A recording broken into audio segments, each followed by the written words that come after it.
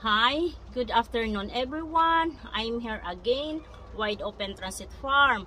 How are you today? I'm hoping everything is alright. And about me, if there is asking, I'm fine too and thank you. I'm here in our small chicken coop or chicken house because I want to share with you our growing chickens. This area of our chicken house or chicken coop is for growing chickens only.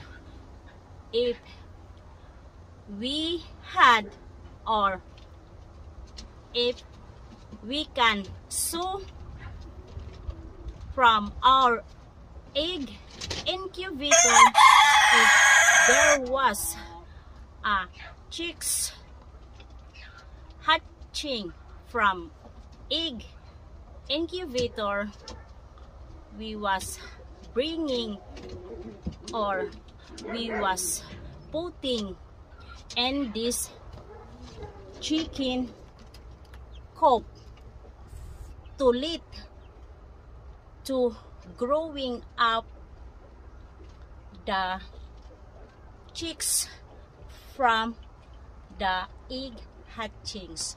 I show you our growing chickens. These growing chickens, the name of the chickens is called Leghorn.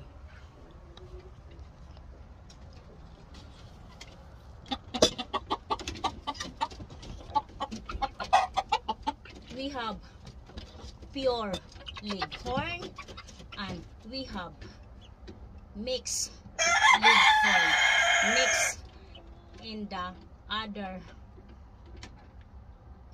breed of the chickens.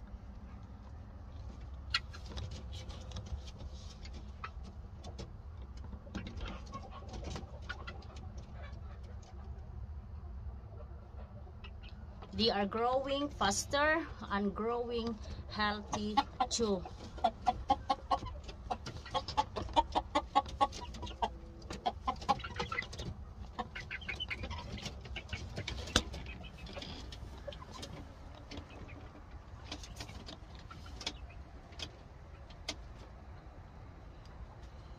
And thank you for watching and also the support. I see you on the next video. Be safe. Merry Christmas and Happy New Year everyone. Bye bye.